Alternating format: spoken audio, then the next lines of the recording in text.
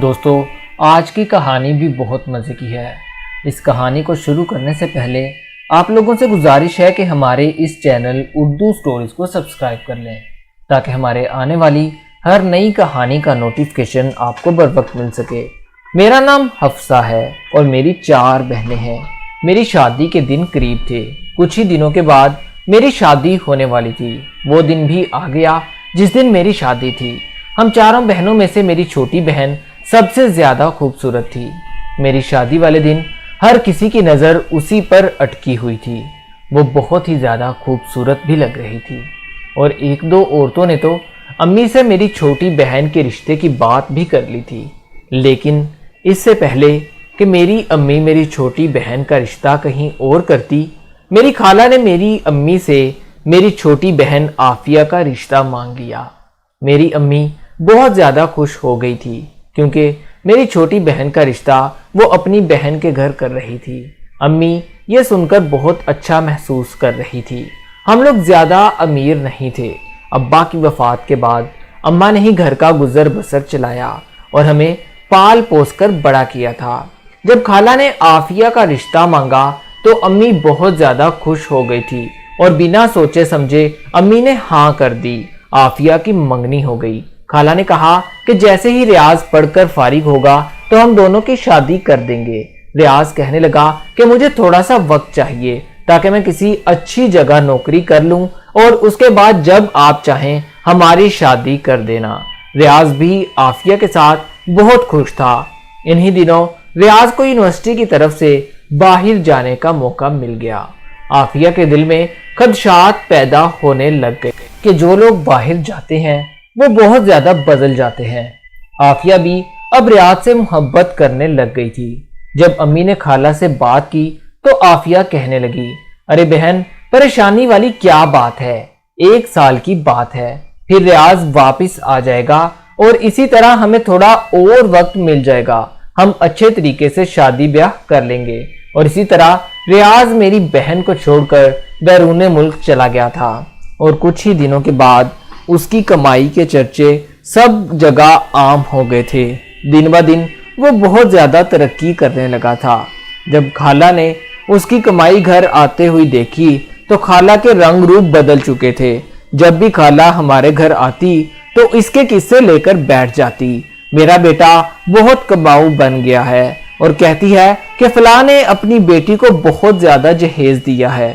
پھر اس نے کہا کہ ہم بھی اپنی بیٹی اور بیٹے کی شادی بہت دھوم دھام سے کریں گے۔ امی اس کی باتیں سن کر پریشان ہو جاتی تھی کہ جب سے ریاض باہر گیا ہے تب سے خالہ کے مزاج ہی بدل گئے تھے، لیکن امی بدلے میں کوئی بات بھی خالہ کو نہیں کہتی تھی، بلکہ خاموشی سے میری خالہ کی باتیں سن لیتی تھی، کیونکہ خالہ آج کل ہواؤں میں اڑتے دکھائی دے رہی تھی اور امی اس بات کو جان چکی تھی۔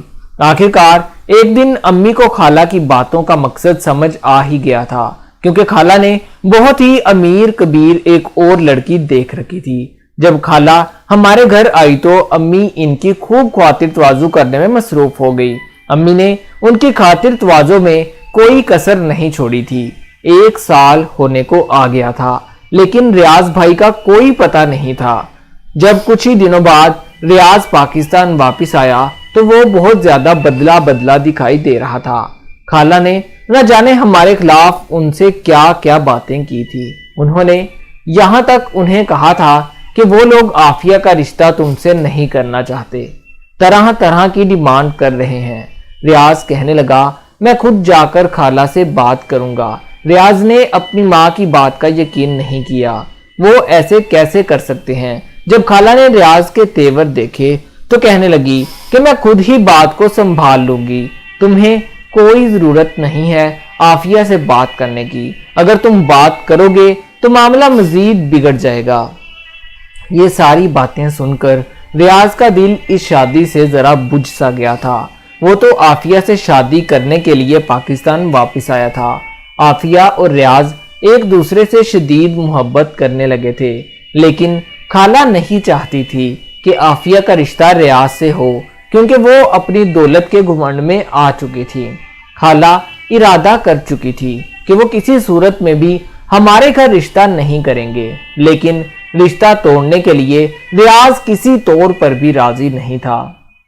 بیٹے کے ضد کرنے کے باوجود خالہ شادی کی تاریخ لینے کے لیے ہمارے گھر آ پہنچی اور ساتھ ساتھ ہمیں یہ بھی سنا گئی کہ دیکھو بیٹی کو خالی ہاتھ نہ بھیجنا، ہماری معاشرے میں بہت زیادہ عزت ہے اور ہمارا واسطہ اب تم جیسے غریب گھرانوں میں نہیں ہوتا، بلکہ ہمارا واسطہ اب امیر کبیر گھرانوں سے ہوتا ہے۔ امی بہت پریشان ہو چکی تھی۔ بھائی نے امی کو کہا کہ ہم پلاٹ بیچ دیتے ہیں، جس طرح پھوپھو چاہیں گی ہم عافیہ کی شادی ویسے ہی کر دیں گے۔ اماں نے بہت زیادہ انتظام کیا، شادی میں کسی قسم کی کوئی کسر نہ چھوڑی، اور ریاض کو تو شاید اس بات کی خبر بھی نہیں تھی کہ اس کی ماں کیا گل کھلاتی پھر رہی ہے۔ عافیہ بار بار امی کو منع کر رہی تھی کہ یہ سب مت کریں۔ عافیہ اب تقریباً مائیوں بیٹھ چکی تھی۔ مہندی والے دن خالہ اپنے مہمانوں کے ساتھ آ چکی تھی۔ خالہ نے آتے ہی امی کے ہاتھ میں ایک کاغذ تھما دیا اور کہنے لگی کہ آپ پہلے اسے پڑھ لیں۔ امی نے جیسے ہی کاغذ کھولا تو اس پر ایک لمبی فہرست تھی جس میں گاڑیوں بنگلوں وغیرہ کا ذکر تھا۔ امی نے اپنا سر پکڑ لیا اور رونے بیٹھ گئی۔ خالہ سے کہنے لگی کہ ہم تو پہلے ہی غریب ہیں، ہم اتنی جلدی یہ سب کیسے دیں گے؟ لیکن خالہ کہنے لگی ہمارے بھی معاشرے میں کوئی عزت ہے، اور ویسے بھی جو کچھ بھی تم لے کر دو گی وہ اپنی بیٹی کو ہی دو گی، تمہاری بیٹی ہی استعمال کرے گی۔ میں جب کمرے میں آئی، امی نے روتے ہوئے جب دیکھا تو میں نے ساری باتیں جا کر اپنی چھوٹی بہن کو بتا دی۔ امی کو حوصلہ دیا اور میں عافیہ کے کمرے میں چلی گئی، ساری باتیں عافیہ کو سنائی۔ عافیہ سن کر بہت پریشان ہو گئی کہ خالہ شادی والے دن ہم سب سے یہ کیسے کر سکتی ہیں۔ عافیہ نے بھی ایک کاغذ لیا اور اس پر کچھ لکھ ڈالا اور کہا کہ یہ خالہ کو دے دینا۔ جب وہ کاغذ خالہ کے پاس پہنچا تو خالہ ہکی بکی رہ گئی۔ اس پر لکھا ہوا تھا کہ اگر تمہیں یہ سب چاہیے تو تمہیں اپنی کوٹھی میرے نام کرنی ہوگی، ورنہ میں یہ شادی نہیں کروں گی۔ خالہ نے وہ کاغذ ریاض کو دے دیا اور خالہ نے الٹی سیدھی باتیں ریاض کو سنانا شروع کر دی کہ وہ ہم سے مطالبات کر رہے ہیں، لیکن ریاض بہت ہی سلجھا ہوا انسان تھا۔ وہ کہنے لگا اماں جان، نہ ہم ان سے کچھ لیتے ہیں اور نہ ہی ہم ان کو کچھ دیتے ہیں، اور اگر آپ یہ مطالبہ کر رہی ہیں تو کوئی بات نہیں، ہم یہ کوٹھی اس کے نام کر دیتے ہیں۔ یہ سن کر خالہ کے ہوش ٹھکانے آ گئے اور ریاض نے وہ کوٹھی بھی عافیہ کے نام کر دی تھی۔